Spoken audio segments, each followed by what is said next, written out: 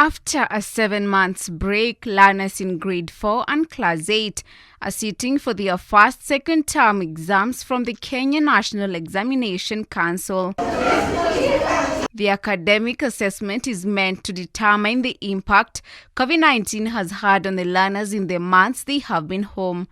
The Class 8 learners sat for their mathematics, English language and composition on their first day, while the grade 4 learners were assessed on English learning, speaking and reading aloud. A spot check in schools across Nairobi County revealed quiet schools, an indicator that assessment is taking place. State House Primary Head Teacher Patrick Mwangi, adding his voice on the matter of assessment, speaks of its importance as one that will help teachers position themselves to find innovative ways to bring the learners up to speed depending on the outcome of the results. Of course, teachers are professionals. So, you see, as professionals, we do work and we like evaluating systems. Every stage of the learner should be assessed. And this kind of the mode of assessment is calling for innovativeness, because the teachers will see the time which has lapsed without the learning process taking place.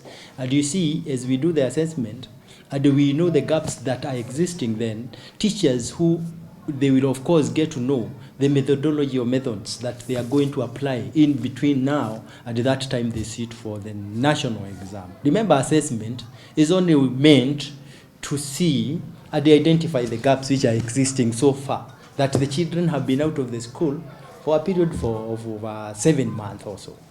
Grade 4 learners at St. George's Primary School are visibly excited to be back to school and are seen to be enjoying each other's company as they play in the field and await their last paper of the day. That is their reading aloud paper, which is under the new curriculum, where the teacher reads aloud the question for the learner to give the answers and approximately takes 10 minutes.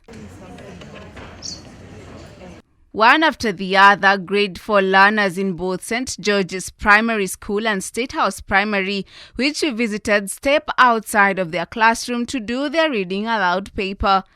Being the top class in their category under the new competence-based curriculum, it will be interesting to find out how they are doing once the results are out, considering the time they have spent outside the classroom.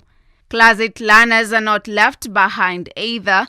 Being the class to sit for their national exams in March 2021, a lot of focus is on them.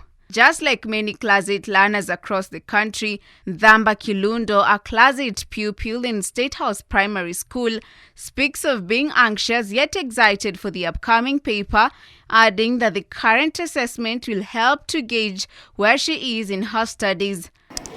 I will say I'm nervous a little, and I'm also happy at the same time, because after the results, it will show us if we played the last 7 months or we were on the books. So I am nervous and also I am happy. Properly social distance to curb the spread of the virus, learners in both schools sit quietly, being invigilated by their teachers to do papers that will determine their next step moving forward. Grace Ongoi, Hope TV Newswatch.